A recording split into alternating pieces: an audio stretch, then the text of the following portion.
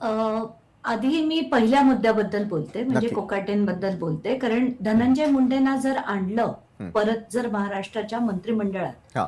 तर मात्र मी मी जसं आता थोड्या वेळापूर्वी ट्विट देखील केलं, हो. की मी देवेंद्र फडणवीसांना या जन्मात माफ करणार नाही. हं, कारण अशा व्यक्तीला जर त्यांनी पुन्हा मंत्रिमंडळात आणलं, हं, तर खरंच त्यांना राईट ऑफ करण्याची पाळी आली आहे. आता असंच म्हणावं लागेल. हं, हं, तर हं. आता आपण पहिल्या मुद्द्याकडे परत येऊया, की हे नक्की. जे कोकाटे रामायण जे झालंय, की ते अतिशय गरीब असे जे आर्थिक दुर्बल असलेले जे मंत्री आहेत. सदनिका होत्या, ज्याच्यासाठी कोकाटेंनी त्या आर्थिक दुर्बल सगळ्या सदनिका स्वतःच्या घशात घालण्याचा जो प्रयत्न केला, हं, हं, हं. ज्याच्यासाठी ही सगळी केस झाली त्यांच्यावर. तर खरं तर कसं आहे, कायदा काय सांगतो आपण त्याच्याकडे येऊया. नक्की.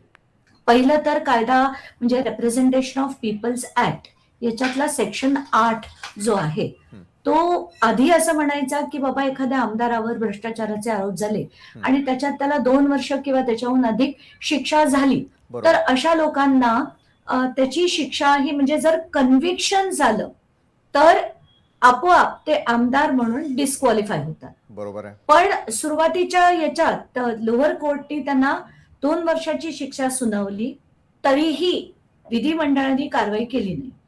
त्यानंतर कोकाटे अपीलमध्ये वरच्या कोर्टात गेले हं. आणि तेव्हा खरं तर कसं असतं, की एक सेक्शन 8(4) होता.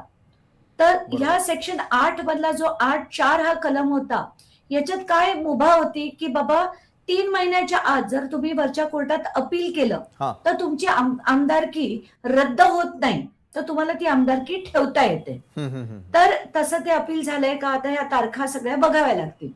पण आता हे जे 8(4) सेक्शन आहे, तो सुप्रीम कोर्टाने रद्द केलेला आहे. म्हणजे बरोबर. अल्ट्रा व्हायरस आपण ज्याला म्हणतो, तर तो आता पूर्णपणे रद्द झालेला आहे. हं, तर रद्द झाल्यामुळे जर ह्या व्यक्तींना आता कुठलीही मदत हवी असेल, की कुठलाही दिलासा हवा असेल, तर त्यांना दिलासे काय मिळू शकतात? हं, तर हं. एक, अटकेपासून त्यांना बेल मिळू शकतं. बरोबर. याच्यात फक्त अटक हा भाग डिसाईड होईल. पण जर त्यांना त्यांची आमदारकी परत ठेवायची असेल, हं, हं. तर त्या कोर्टाकडे कन्व्हिक्शन आणि सेंटेन्स हां. या दोन्ही गोष्टीवर स्टे जोपर्यंत मिळत नाही, वरचं कोर्ट ते या दोन्ही गोष्टीला स्टे जोपर्यंत करत नाही, तोपर्यंत हे त्यांना करणं शक्य नाही. शक्य नाही. त्यामुळे आत्ताच्या घटकेला त्यांची आमदारकी आणि मंत्रिपद हे दोन्ही रद्द करणं हे विधिमंडळाला म्हणजे त्यांचं कर्तव्य आहे आणि ते करतीलच. बरोबर. पण आज आपल्याला माहितीये की त्यांनी असं सांगितलं की आमच्यापर्यंत अजून ती ऑर्डर आली नाहीये. ऐकून गंमत वाटते की आता काय कोर्ट यांच्या घरी येणार का यांना द्यायला? का हं. मंत्रालयात येणार द्यायला? या सगळ्या ऑर्डर्स ऑनलाईन आहेत. बातम्या जेव्हा दाखवतात, ऑनलाईन ऑर्डर डाउनलोड करायला कितीसा वेळ लागतो. आता नाशिकचे जे एसपी आहेत, सीपी आहेत, ते स्वतःला फार अगदी सिंघमचा अवतार समजतात. तर मग आत्ताच्या घटकेला काल ही ऑर्डर आल्यानंतर आत्तापर्यंत ही कारवाई का झाली नाही?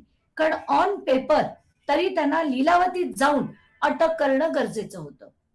आता खरं तर लिलावतीसारख्या ठिकाणी हे आर्थिक दुर्बल माणूस काय करतोय असा प्रश्न देखील आपल्याला पडतो, की तुम्ही जेव्हा सदनिका घेता, तेव्हा स्वतःला आर्थिक दुर्बल म्हणवता हं, हं, हं, आणि हं. एका श्रीमंतांच्या हॉस्पिटलमध्ये जाऊन स्वतःला ॲडमिट करून घेता. तुम्हाला लाजा कशाने वाटत?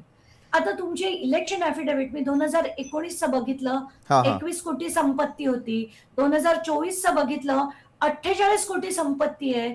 ज्या व्यक्तीच्या 7 घरं, 5 गाड्या, 16 कोटीची जमिनी आणि 2 कोटीचं सोनं आहे.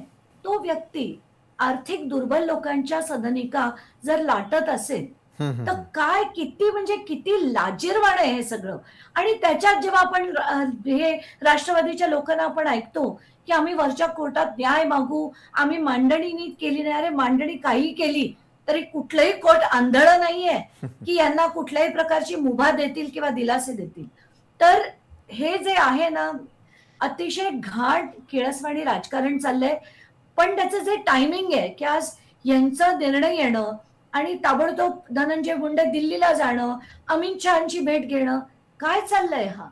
हे म्हणून मी आज ट्विट केलं केवढं मोठं, हो. की ज्या माणसानी आधी राग घोटाळा केला, बीड बँकेला बुडवलं, सगळे म्हणजे एकानंतर कृषी फ्रॉड केला, जो मी स्वतः बाहेर काढला होता.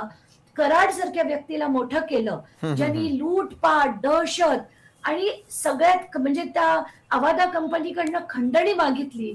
आणि जसं धनंजय मुंडे आज म्हणालेत की अशा कराडला जर आज कुठली आणि धनंजय मुंडेना जर आज पुन्हा मंत्री केलं तर जी दहशत निर्माण होईल ना, असे 100 कराड तयार होतील आणि जी दहशत बीडमध्ये माजेल ना, याला देवेंद्र फडणवीस कारणीभूत असतील.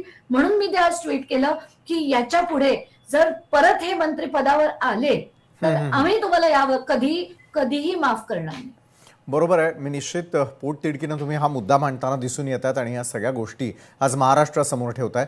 दुसरा एक महत्त्वाचा प्रश्न की कोकाटेंचं सदस्यत्व रद्द करण्यासाठी पुढील कायदेशीर कारवाईसाठी कोर्टाच्या आदेशाची खरोखर प्रतीक्षा की हा आता वेळ काढूपणा ठरू शकतोय, काय वाटतं तुम्हाला?